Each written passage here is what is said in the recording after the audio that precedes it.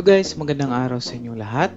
Ang topic natin for today is all about auto add simple queues para sa ating Microtech PPPoE clients.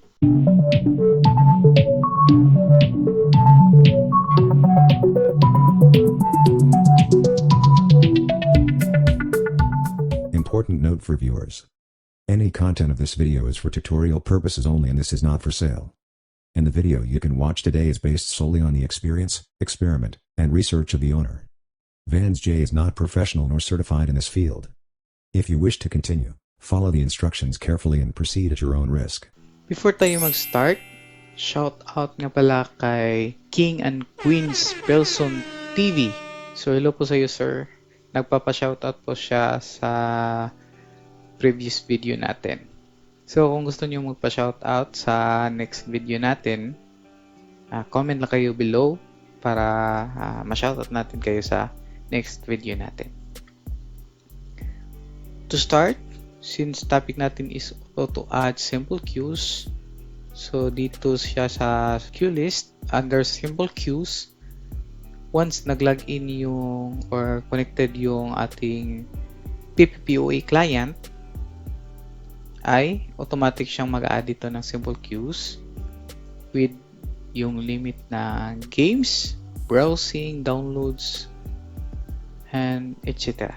So yan, automatic siyang mag-add dito with limit na.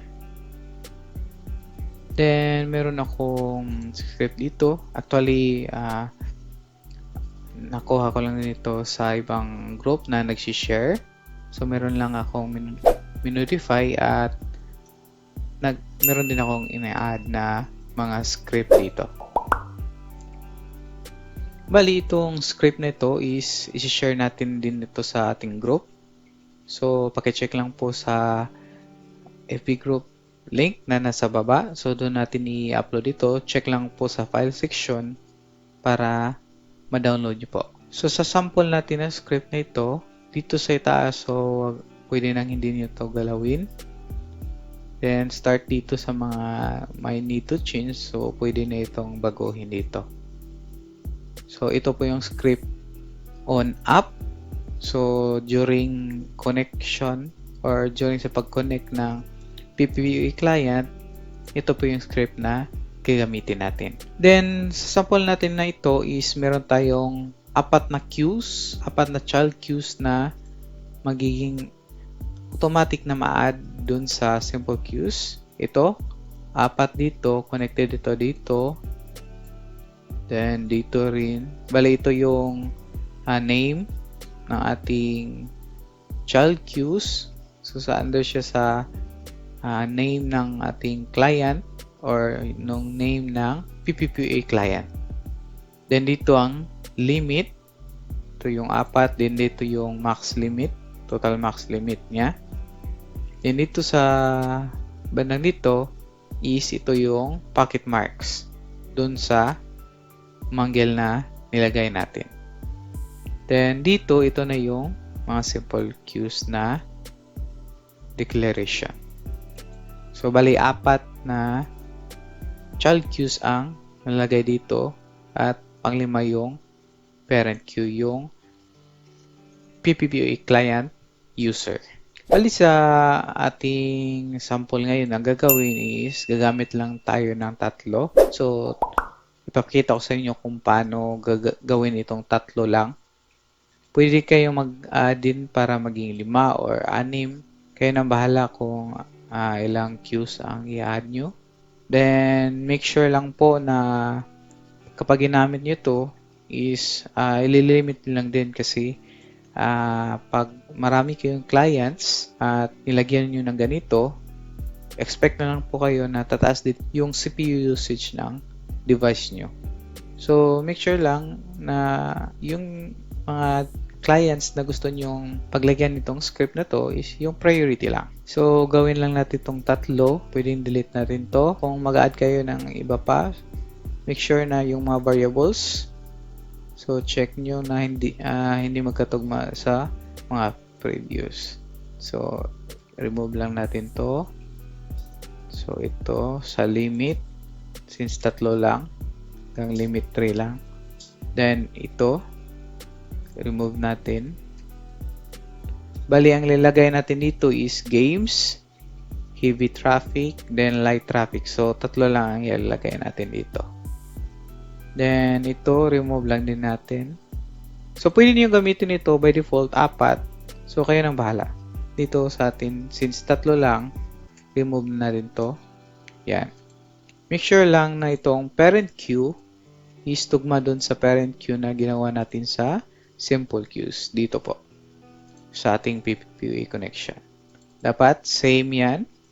Copy lang natin. Dapat tugma dun sa script na nilagay. Yan. Dapat same yan. Then, dito, wala na kayong babaguhin dito.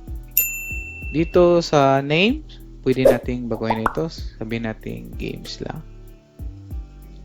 Games. Then, pangalawa is light lang. Light connections to. Then, ito yung heavy connections. Then, total limit natin is 15M. So, pwede natin adjust to. Natin 4. Then, sa light traffic, 4 lang din. Then, dito, pwede natin gawing 7. Yan. Then, dito sa pocket marks, dapat tugma din ito dun sa check natin ito. Dito sa Manggel. Yan.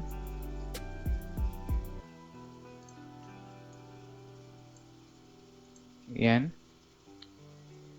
So, dapat dito tugma ito sa pocket mark na nilagay natin. Copy lang natin. Then, change natin dito under sa PM1 sa pocket mark 1. So, ito sa limit niya. Then, dito sa users PM1 gaming traffic. Then, para naman sa light connections, copy natin dito. Ito, light traffic. So, kayo na bahala kung anong mga traffics or ano yung mga pocket marks na gusto nyong i-add dito. Then, light traffic. Then, last is yung heavy traffic naman. Yan, palitan lang natin. Ayan. So, meron akong tatlong pocket marks na lagay dito. Ayan, balik lang muna natin to. Ito. So, ito. Tapos na natin ma-modify yung ating script. Bali, mag-add siya ng tatlong simple queues under sa user na queues. So, meron tayong para sa games, light connections, at heavy traffics. So, gagawin natin is copy lang natin to. Yan, hanggang dito. Then, ito sa baba is ito namang ilagay natin sa on-down na connection. So, copy lang natin. Then, balik tayo sa Winbox. Close natin to. Then, dito sa PPP, yan, PPP, sa profile, so, bali kung hindi pa kayo nakapag-gawa ng PPPoE server, so, check lang po sa itaas. Meron ako nilagay na link dyan para masundan nyo. After, gawin nyo ito para masundan nyo lahat ng steps. So, bali, add tayo ng profile. Gawin natin tong 15M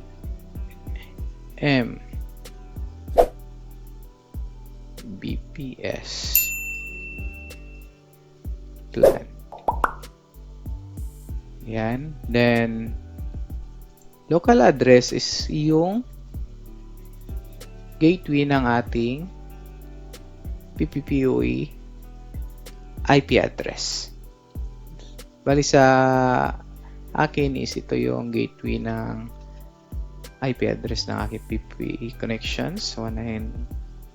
192.168.30.1. Yan, copy lang natin to.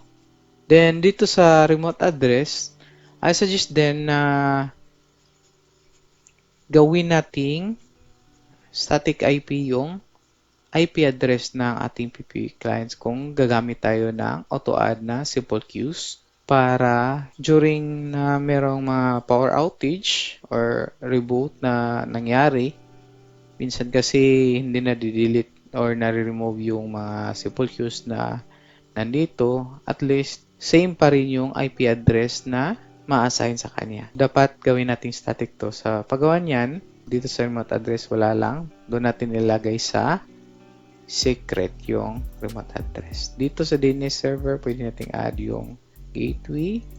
Add tayo ng Google DNS. Yan. Then limit. Dito sa limit, wag niyo lang lagyan kasi nandun na yun sa script. Then dito sa queue, wag niyo din lagyan. So dito na tayo sa script. Balik tayo dito, copy natin.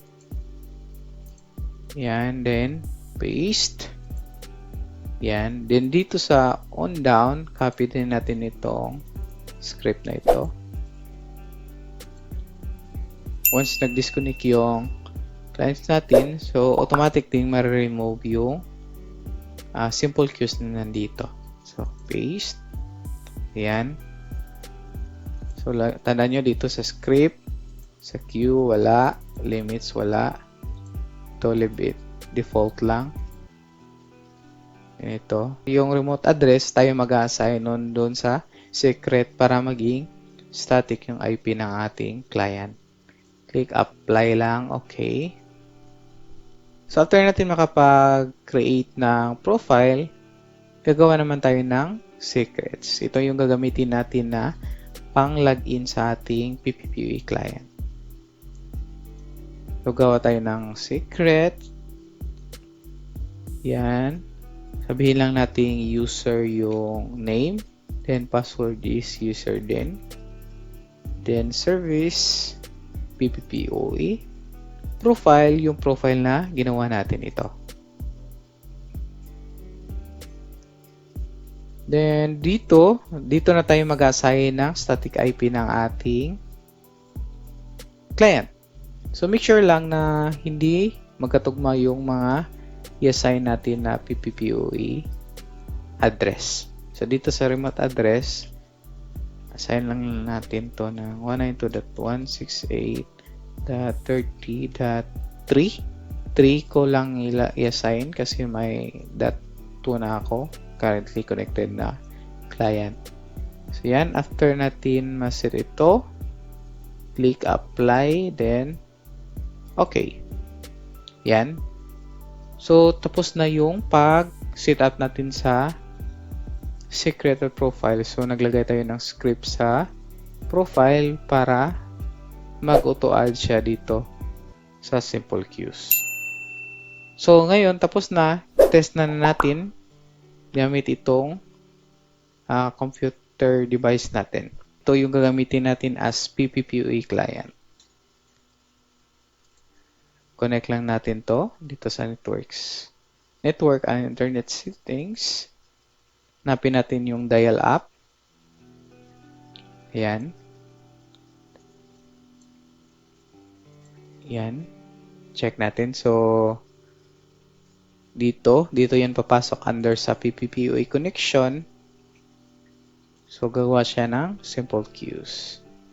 Dito sa active connection. So, titingnan natin dito. Yan. So, dito sa dial up, set up lang ng new connection. Then, connect to internet. Next. Broadband PPPoE.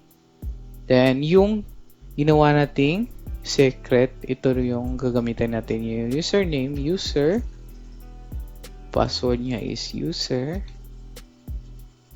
yan, then click connect. So hintayin lang natin matapos. Yan, meron nang nadagdag dito yung user.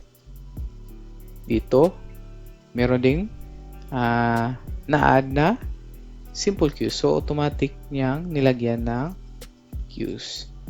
So dito nakalimit na yung per connection ng ating PPE client.